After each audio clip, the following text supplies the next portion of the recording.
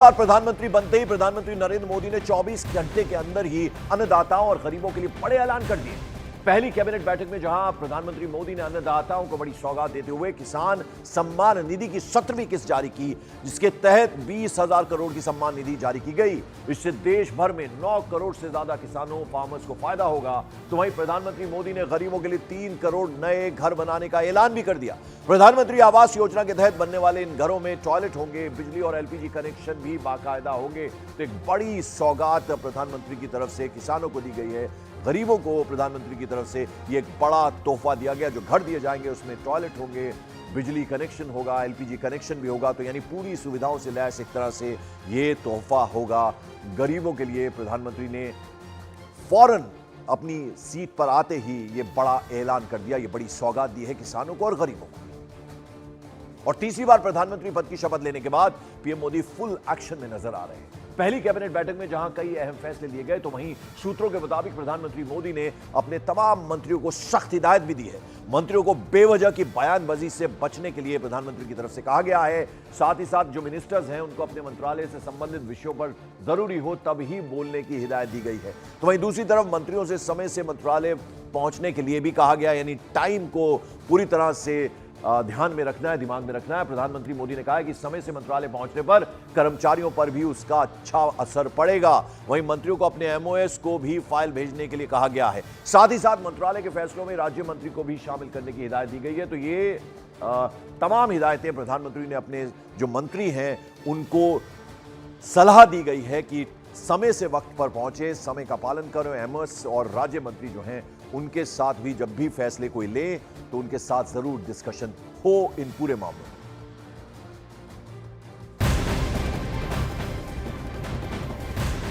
Morning prime में बड़ी खबर, नरेंद्र मोदी 3.0 सरकार में टीम का ऐलान हो गया है। केंद्रीय गृह मंत्री अमित शाह, रक्षा मंत्री राजनाथ सिंह और केंद्रीय वित्त मंत्री निर्मला सीतारमण के विभागों में कोई किसी तरह का चेंज, कोई बदलाव नहीं किया गया है। अमित शाह पहले की तरह गृह मंत्री, राजनाथ सिंह डिफेंस मिनिस्टर और निर्मला सीतारमण फाइनेंस मिनिस्टर बनी रहेंगी। उसके अलावा डॉक्टर एस जयशंकर पहले की तरह एक्सटर्नल अफेयर्स मिनिस्टर यानी विदेश मंत्रालय रहेंगे। नितिन गडकरी का भी विभाग बदला नहीं गया, सड़क परिवहन मंत्रालय संभालते रहेंगे। हरदीप सिंह पुरी पेट्रोलियम मंत्री बने रहेंगे। वहीं पीयूष गोयल वाणिज्य मंत्रालय की जिम्मेदारी संभालेंगे। उसके अलावा धर्मेंद्र प्रधान, इन्हें एचआरडी मिनिस्ट्री की अहम जिम्मेदारी दी गई है। इनके अलावा अजय टम्टा और हर्ष मल्होत्रा को सड़क परिवहन राज्य मंत्री बनाया गया है।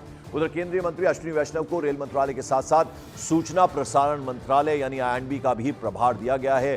मनोहर लाल खट्टर, हरियाणा के पूर्व मुख्यमंत्री, उन्हें ऊर्जा मंत्रालय और शहरी विकास मंत्रालय की जिम्मेदारी दी गई है। मध्य प्रदेश के पूर्व मुख्यमंत्री शिवराज सिंह चौहान को कृषि मंत्रालय के साथ साथ पंचायत एवं ग्रामीण विकास मंत्रालय की भी जिम्मेदारी सौंपी गई है।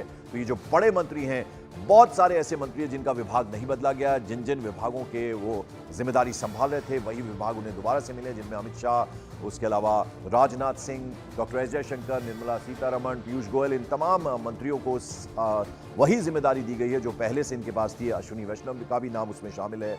और उसके अलावा जैसे कि हमने आपको बताया, धर्मेंद्र प्रधान को एचआरडी मिनिस्ट्री की जिम्मेदारी सौंपी गई है।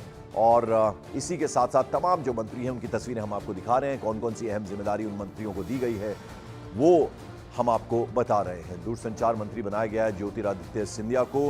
इसके अलावा भूपेंद्र यादव को आप तस्वीरों में देख रहे हैं, इन्हें पर्यावरण मंत्री बनाया गया है। संस्कृति एवं पर्यटन मंत्री गजेंद्र सिंह शेखावत को बनाया गया है।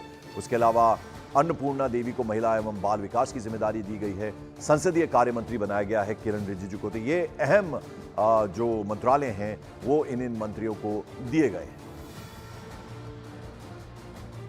उधर कृषि मंत्री बनाए जाने पर शिवराज सिंह चौहान ने प्रधानमंत्री नरेंद्र मोदी को शुक्रिया कहा और किसान कल्याण के लिए काम करने की उन्होंने बात कही। तो वहीं केंद्रीय मंत्री सर्बानंद सोनोवाल ने प्रधानमंत्री मोदी के विकसित भारत के संकल्प को पूरा करने का वचन भी लिया। प्रधानमंत्री श्रीमान नरेंद्र मोदी जी के नेतृत्व में कृषि और किसान कल्याण का काम चल रहा है और ग्रामीण विकास के काम भी तेजी से जारी है। और इसलिए आज उन्होंने जो पहली फाइल पर हस्ताक्षर किए, किसान सम्मान निधि जारी करने के किए। अगले दिनों में परम आदरणीय प्रधानमंत्री नरेंद्र मोदी जी के नेतृत्व में हम इस मंत्रालय को आगे बढ़ाने का काम करेंगे देश की अर्थव्यवस्था को मजबूत बनाने के सिलसिले में हमारा मंत्रालय जिस हिसाब से अपनी भूमिका पालन कर रहा है, उसी हिसाब से अगले दिनों में और भी तेज से अपना भूमिका निष्ठापूर्वक पालन करेंगे। मोदी सरकार 3.0 में सड़क परिवहन राज्य मंत्री बनाए गए अजय टम्टा ने प्रधानमंत्री नरेंद्र मोदी का शुक्रिया अदा किया। साथ ही साथ उन्होंने नितिन गडकरी के साथ मिलकर काम करने को सौभाग्य की बात बतलाया। अब तो पोर्टफोलियो का भी बंटवारा हो गया, किस तरीके की पहली प्रायोरिटीज देखते हैं अपनी? चूँकि जिस प्रकार से माननीय प्रधानमंत्री जी ने उनके आशीर्वाद से, उनके प्यार से जैसा मुझे जिम्मेदारी दी है, तो बहुत अच्छी ये जिम्मेदारी है। जिस प्रदेश से हूँ तो उत्तराखंड में 4 धाम के लिए जो ऑल वेदर का काम हुआ है, खुद मेरे अंतिम गांव गुंजी तक, कुट्टी तक और उधर लिपुलेक दर्रे तक और वहाँ जोलिंगकोंग। और आपको बता दें बड़ी खबर, एक्सटर्नल अफेयर्स मिनिस्टर यानी विदेश मंत्री डॉक्टर एस जयशंकर अपने दफ्तर पहुंच रहे हैं। नीरज हमारे सहयोगी, नीरज तस्वीरों में हम देख रहे हैं डॉक्टर एस जयशंकर पहुंच रहे हैं अपने मंत्रालय। देखिए बिल्कुल विदेश मंत्री एस जयशंकर पहुंच गए हैं। हम अपने कैमरा पर्सन विकास से कहेंगे वो तस्वीरें दिखाएं। यहाँ विदेश सचिव ने उनका स्वागत किया फूलों के साथ। न्यूज 18 इंडिया पे आप एक्सक्लूसिव तस्वीरें दिख रहे हैं, गुलदस्ता लेते हुए, बुके लेते हुए। और दूसरा कार्यकाल होगा विदेश मंत्री एस जयशंकर का।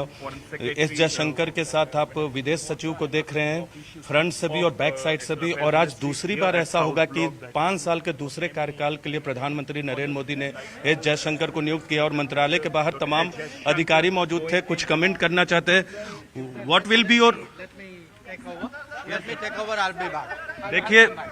देखिए पंकज, उन्होंने कहा कि पहले कार्यभार संभालने दीजिए, उसके बाद वो कुछ कहेंगे। तो बिल्कुल नए 5 साल के कार्यकाल के लिए उनके हौसले बुलंद और बहुत बड़ी जिम्मेदारियों का निर्वहन किया। आपको याद होगा, चाहे कोरोना काल में हर जगह से भारतीयों को देश वापस लाना हो, आपको याद होगा अफगानिस्तान में जब क्राइसिस हुई तो वहां से भारतीयों को लाना हो, यूक्रेन से लाना हो, इजराइल से लाना हो, तो ऐसे कई चुनौतियां सामने आई थी एस जयशंकर के।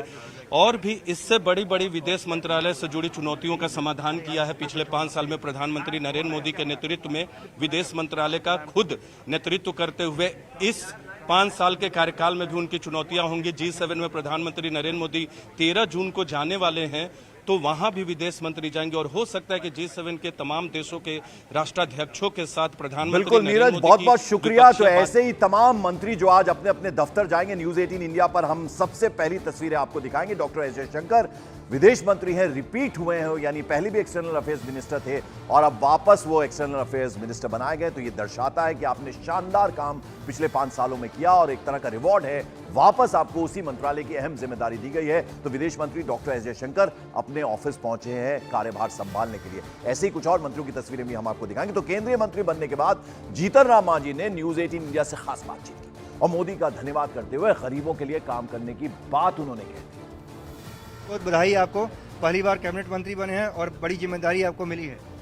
चलिए, हम आभार व्यक्त करते हैं प्रधानमंत्री जी का। और सही बात है कि जिस परिवेश से हम आते हैं उस परिवेश के लायक ये विभाग है, उसमें हम अच्छा करके गरीबों को उत्थान करना चाहेंगे। इसलिए क्या आपकी प्राथमिकता होगी, चूंकि आपके एजेंडे में गरीब तबका, शोषित तबका पहले से रहा है? इसीलिए तो सूक्ष्म और लघु उद्योग गरीब से संबंधित ही है। ज्यादा से ज्यादा गरीबों को लाभान्वित कर सकेंगे। अब डिपार्टमेंट को देखेंगे, समझेंगे, इसके काफी काम करेंगे, करने का गुंजाइश है। इसलिए हम ये नरेंद्र भाई मोदी जी को आभार व्यक्त